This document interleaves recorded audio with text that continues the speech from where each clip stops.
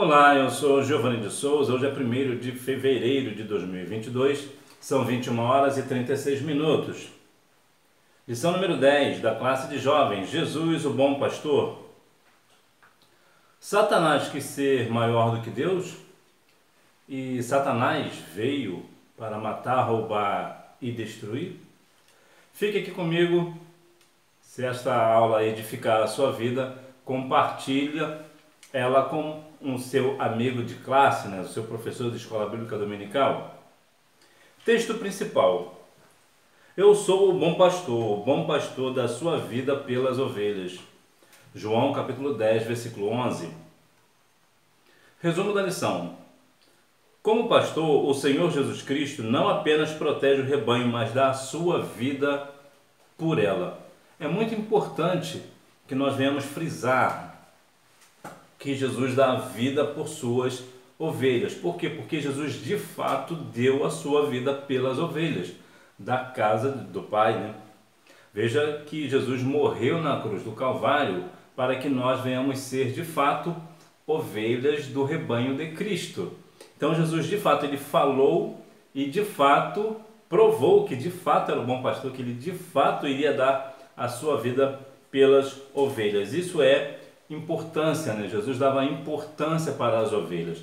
É muito interessante que nós venhamos também frisar que, infelizmente, nos dias atuais, vemos pastores presos em seus gabinetes e, para às vezes até dar uma palavra pastoral, o que é importante, um aconselhamento é importante, mas eles vivem presos a esses gabinetes, não procuram ovelhas, não vai atrás de ninguém. Infelizmente, isso é uma realidade triste. E se porventura você é um pastor de ovelhas, se você por alguma razão está aqui e dirige uma congregação, é um pastor,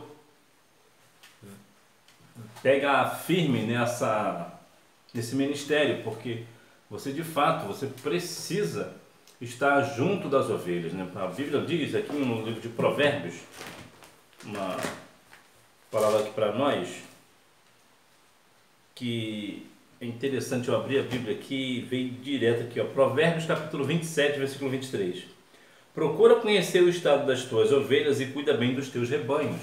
Isso também vale para o pastor no sentido espiritual, O pastor precisa ir atrás da ovelha. E por que isso precisa fazer isso? Porque se o próprio Cristo ele foi atrás da ovelha, ele se importou com as ovelhas, por que os pastores de hoje não querem se importar com as ovelhas?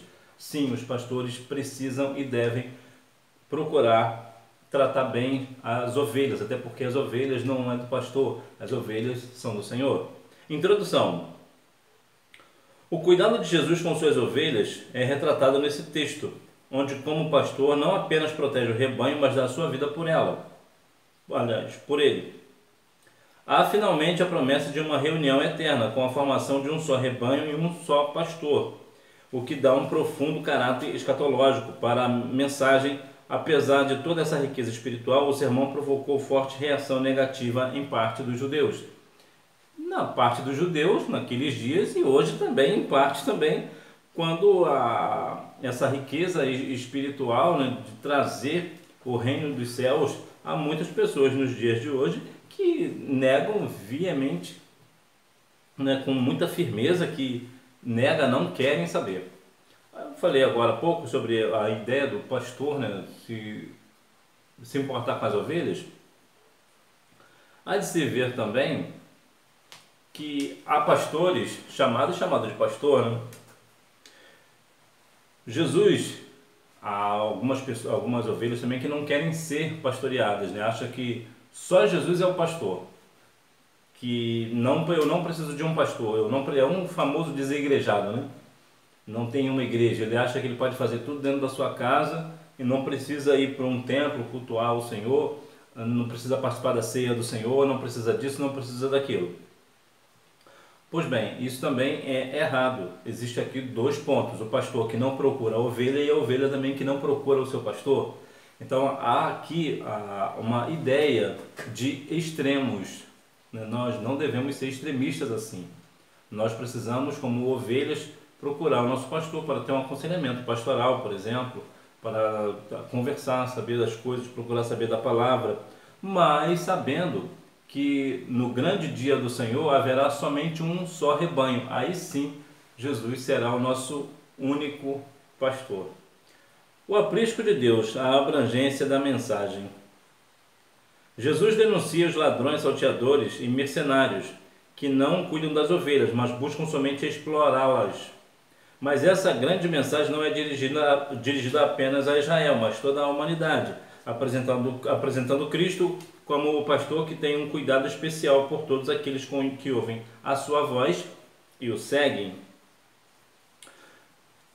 Quando vemos algumas situações de financeira, quando entramos nesse ponto financeiro, é sempre um problema, é sempre um dilema. Entretanto, sobre a questão das ovelhas, trazendo para os dias de hoje, há realmente pastores que estão apenas interessados nos dízimos e ofertas que as ovelhas trazem. Estão apenas, isso é a única coisa que de fato vale para eles, né? É o quanto a ovelha rende, ou seja, só quer explorar a ovelha. A ovelha não deve ser explorada em situação nenhuma. Ovelha não é para ser explorada, ovelha é para ser amada e cuidada. Sobre a questão de dízimos e ofertas, já falei aqui numa outra oportunidade, dízimos e ofertas é uma questão pessoal.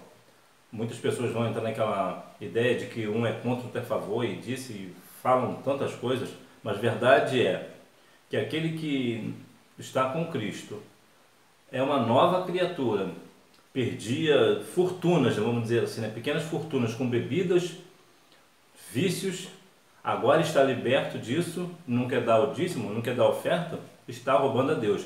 Aí a pergunta que cabe, né? Você já viu o ladrão entrar no reino dos céus? Alguém vai falar, mas o ladrão da cruz, o ladrão da cruz ele se arrependeu. Então veja que aqui quando a pessoa diz que não dá o dízimo porque é isso e porque aquilo, na verdade está furtando ao Senhor. Então essa pessoa que furta ao Senhor não tem parte com Deus. Mas mais uma vez eu vou aqui enfatizar, não estou aqui para mudar na cabeça de ninguém, a mente de ninguém. A palavra do Senhor, ela é direta, né? Mateus 23, sobre a questão de dízimos, ofertas, nós precisamos ser gratos ao Senhor. E dízimos e ofertas nada mais é do que isso. Gratidão a Deus por Ele ter aberto uma porta de trabalho. Entretanto, vemos aqui o ponto que é a exploração da ovelha, né? Muitos pastores querem apenas explorar as ovelhas, querem, e não é só na questão financeira, é no sentido geral, né? O pastor quer todo final de semana almoçar na casa de uma ovelha, né? Na casa de um membro, né? Não quer ter trabalho em casa, vai fazer isso, precisa de fazer uma viagem, por exemplo, aí um obreiro ou um irmão ou uma irmã tem um carro e ele quer que essa ovelha leve ele lá para ele não ter que gastar dinheiro com o dinheiro da passagem do ônibus, ou seja, o que for. Então a exploração aqui da ovelha no sentido total, em todas as esferas. Então a ovelha não é para isso. É claro que dependendo das circunstâncias, a pessoa que é membro de uma igreja pode ajudar o pastor, ou seja lá quem for numa situação dessa, tem carro, não, posso te levar, não há nenhum problema, mas a ideia é que o pastor, tem pastores que fazem isso de propósito, de caso pensado, querem explorar as ovelhas em todos os aspectos. Isso aí não é bíblico. O fracasso dos pastores de Israel. Quando se refere a todos quantos vieram antes dele, Jesus está denunciando os maus líderes de Israel de todos os tempos, especialmente no período da monarquia, quando a nação teve condutores insensatos e cruéis, incluindo reis, sacerdotes e profetas. Eu perguntei a você se o diabo veio para matar, roubar e destruir. Sim, ele veio para destruir a humanidade, para roubar a nossa paz, etc, etc. Entretanto, o texto de João 10 não fala do diabo. Aqui o texto é claro, o texto é bem claro. Aqui o texto não vai falar de Satanás, aqui o texto não fala do diabo, aqui o texto fala de líderes, de pessoas mercenárias, de lobos. Por isso tudo que se fala ali é falando-se no plural, mercenários, lobos, tudo no plural. E só existe um Satanás, só para você ter uma ideia de que de fato João 10 não fala de Satanás. Mas sim, o diabo veio para destruir a humanidade. Mas nesse ponto aqui, Jesus foi claro sobre a ideia de que os mestres, os falsos mestres, os mercenários, os pastores, os que vieram, todos eles que vieram antes de Jesus são ladrões e assaltantes. Ou seja, só querem isso mesmo, né? Roubar as ovelhas, são mercenários, não estão nem aí, não se importam com as ovelhas do Senhor, diferente de Jesus, que Jesus se importava e se importa com as ovelhas da casa do Pai. O comportamento das ovelhas. Jesus afirma que suas ovelhas o conhecem e conhecem sua voz, não ouvem a estranho nem os seguem. É muito interessante, você possivelmente sabe, que a sua digital ela é única no mundo, ninguém tem uma digital igual à sua. O seu DNA também ele é único. Não existe uma outra pessoa com um DNA igual ao seu. E a voz? A voz também. Não existe uma voz idêntica à outra, 100%. Existem muitas vozes muito parecidas. Eu vou te dar aqui um exemplo. Tem a banda Catedral, é liderada pelo cantor Kim.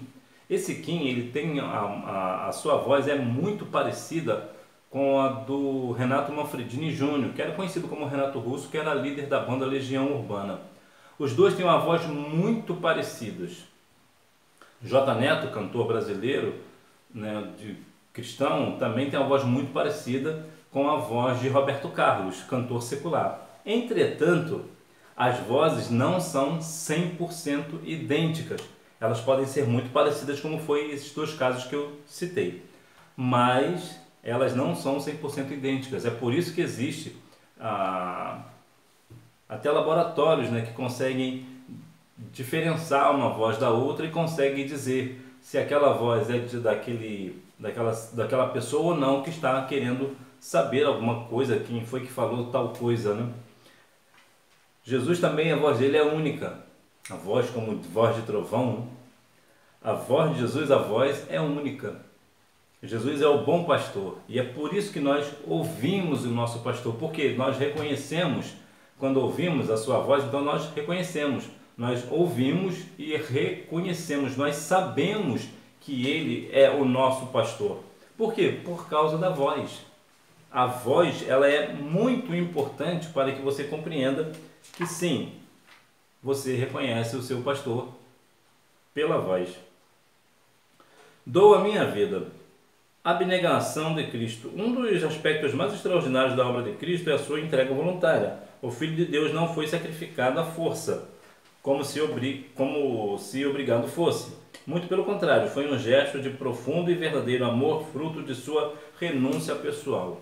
Imagine que você mora numa casa muito boa e você tem tudo do bom e do melhor, e agora você sai da sua casa porque o seu pai te deu uma ordem para você ir num lugar onde todo mundo é humilde, tudo é muito simples e você precisa deixar todo aquele conforto da sua casa, o seu quarto, o seu videogame, o seu celular.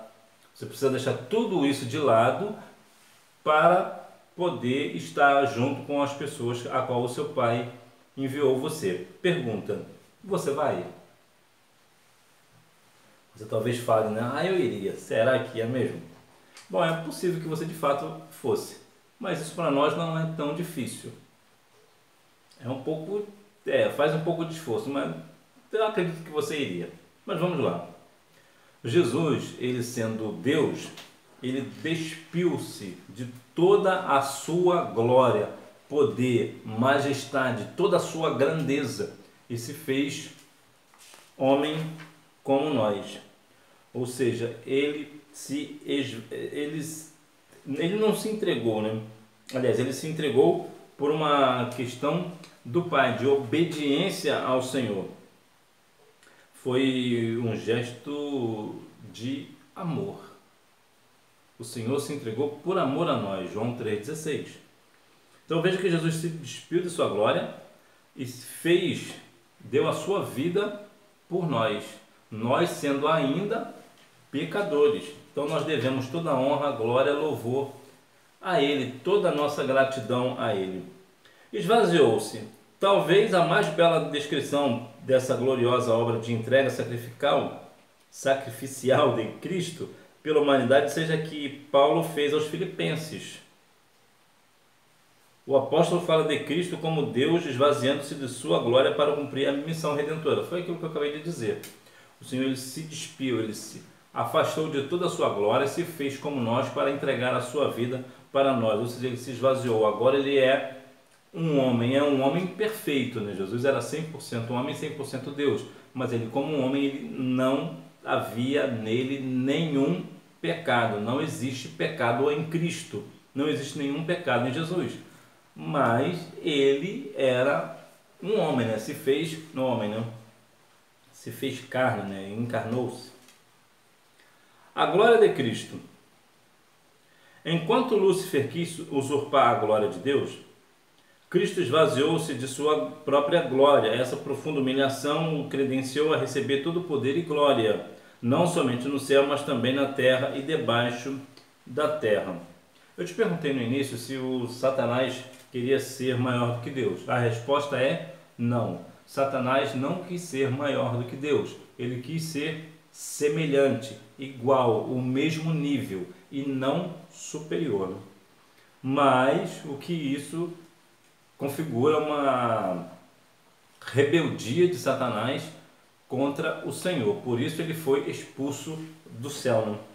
Agora você vê que Lúcifer quis ser igual a Deus e Jesus, sendo Deus, se esvaziou, ou seja, se humilhou diante de Deus para que assim fosse morto na cruz do Calvário por nós, e por isso ele é exaltado em toda a glória, né?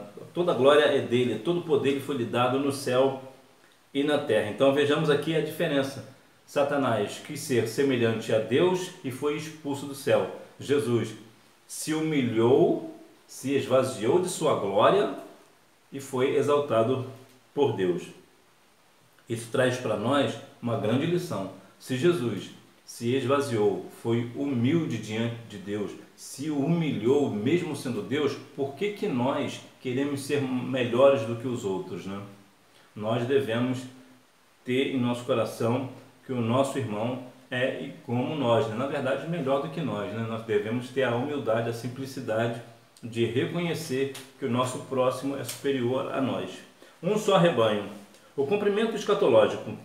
Há todo um prenúncio de glória para o reino do Messias, como vaticinaram os profetas veterotestamentários, anunciando esse tempo de que falou Jesus, quando haverá um rebanho e um pastor. Sim, haverá somente um pastor, que é o nosso Senhor e Salvador Jesus Cristo, e isso se dará no final de todas as coisas, após a grande tribulação. Todos nós, para todo sempre, nas mansões celestiais, estaremos com o nosso pastor, num só rebanho. Todos nós, de todas as nações, todos os salvos em todo o mundo, estará nas mansões celestiais. O Senhor Jesus nos apacentará ali, né? Todos nós estaremos juntamente com Cristo num só rebanho. Judeus e gentios. Quando Jesus disse aos judeus que lhe convia agregar outras ovelhas, que ainda não estavam no aprisco, e que, quando isso ocorresse, haveria a unidade do rebanho sobre seu pastoreio. Não alcançou compreensão alguma de seu auditório, nem mesmo os judeus que o reconheceram como filho, como o Filho de Deus, conseguiram compreender esta mensagem. Quando o Senhor disse agregar outras ovelhas, ou seja, juntar mais ovelhas, agregar, trazer para junto, ele estava dizendo em todas as nações, em todos os tempos futuros.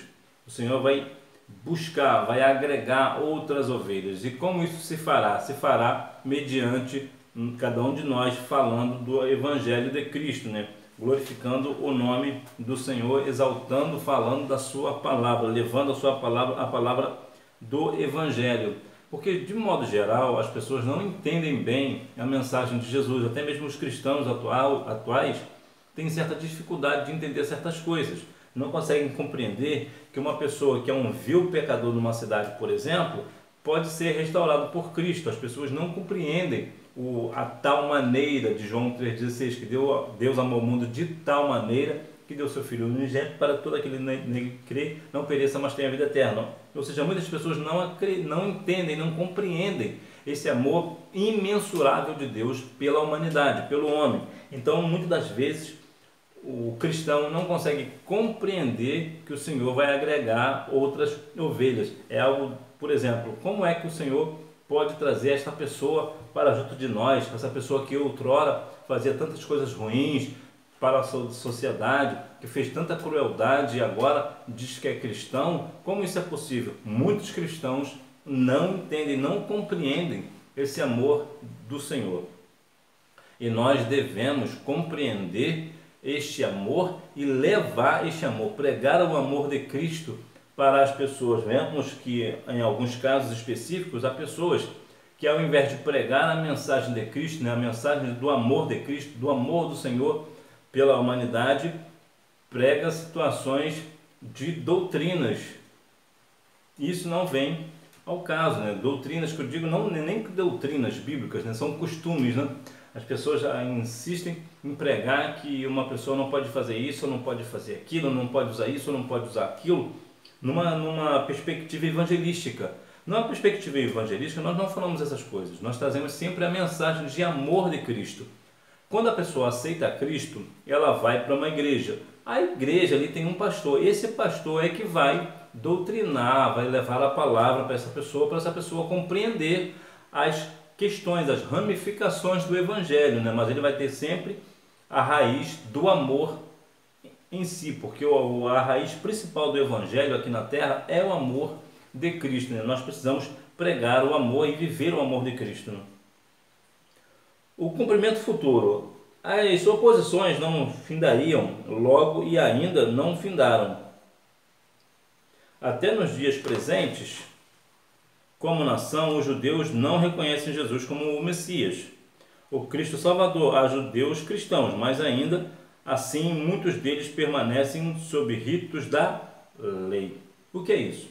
Até hoje, muitos judeus, existem alguns cristãos, é verdade, existem alguns judeus cristãos, mas a grande massa esmagadora dos judeus, eles não aceitam a Cristo como sendo o Messias, eles ainda estão presos à lei de Moisés, estão agarrados, presos a esta lei, ainda não reconhecem Jesus como Salvador. É interessante que, infelizmente, muitas igrejas no Brasil, querendo parecer que são talvez messiânicas ou talvez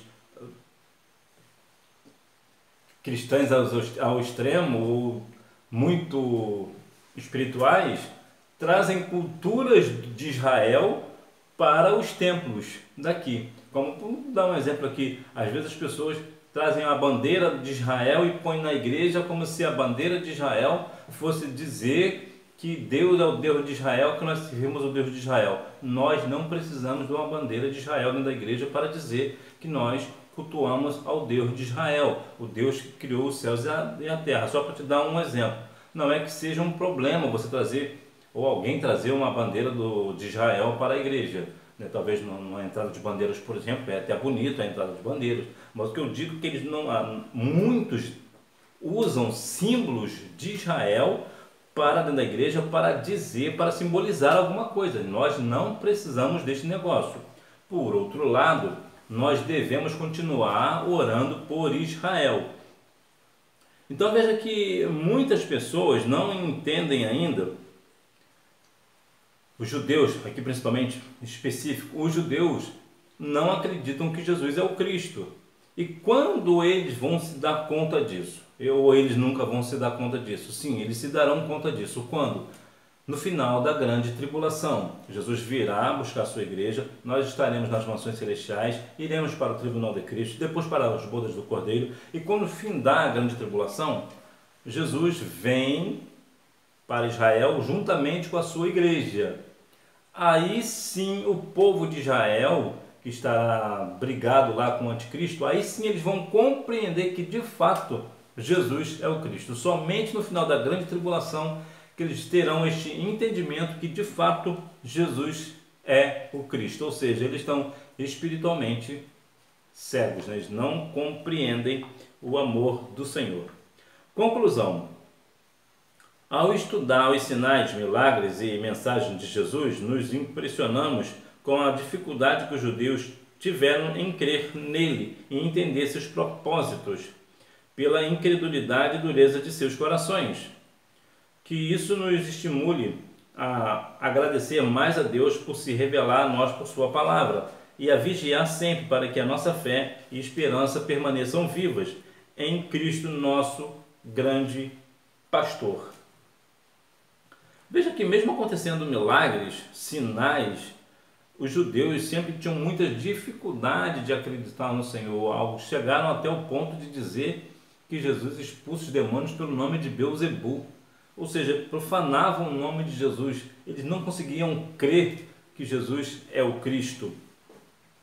Então veja que, apesar que também, em alguns casos específicos, até mesmo no Brasil, algumas pessoas estão dentro da igreja, mas ainda não conseguiram uma comunhão plena com Cristo. Ainda coloca muitas barreiras, né? Muitas tradições, muitas leis, né? Que o Senhor não pode ser o Senhor isso, aquilo não pode ser de Deus porque aconteceu assim. Por outro lado, há pessoas que se baseiam por resultados, né? Vou te dar um exemplo aqui bem prático. Um pastor foi enviado para uma igreja chegou lá, a igreja tem 10 membros. Aí ele ficou lá um ano, no final de um ano ele devolveu a igreja com 100 membros. Aparentemente parece que a igreja cresceu, né? Entretanto, é possível, pode ser, que esses 90 que agregaram não estejam salvos. Estejam apenas ali, fazendo uma coisa ou outra, mas não estão salvos. Então veja que o resultado não significa que Deus está no negócio. Quando o trabalho cresce, a igreja cresce em membresia, não quer dizer necessariamente que cresceu em santidade, que cresceram salvos na pessoa de Jesus. Então nós precisamos ter muito cuidado com essa ideia de resultado. Claro, há casos que de fato o pastor chegou lá, pegou a igreja com 10 pessoas, né? Devolveu no final de um ano, né? Devolveu com 100 pessoas e todas as 100 pessoas estão salvas. Olha que bênção! Acontece? Claro que acontece. O Senhor fazendo a sua obra. O homem faz um esforço para levar a palavra do Senhor e o Senhor faz com que a obra cresça, né? Um vai regar, outro vai plantar, mas é Cristo que dá o crescimento. Então pode ser que sim, pode ser que sim. Às vezes o resultado de fato é Deus fazendo o negócio. Mas na maioria das vezes, nos tempos atuais, não vou dizer no tempo antigo, veja por exemplo, que Pedro, apesar de não ter muito estudo, quase 3.000 almas aceitaram a Cristo de uma vez só. E isso era Cristo, isso era o Senhor. De fato, quase 3.000 almas, mas eram 3.000 almas salvas. Quase 3.000 almas, né? Salvas. E por que isso eu digo isso com firmeza? Porque a Bíblia diz que quase 3.000 almas se converteram a Cristo. Hoje, quando alguém aceita Jesus, ou algumas pessoas, né, ou muitas pessoas, às vezes estão aceitando somente na emoção, não está necessariamente crendo de fato. Então nós precisamos ter muito cuidado com essa ideia de resultado.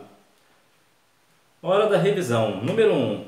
Como bom pastor que dá a sua vida pelas ovelhas. Número 2. A toda a humanidade. Número 3. Ele denuncia os maus líderes de Israel de todos os tempos, especialmente do período da monarquia, os reis, sacerdotes e profetas.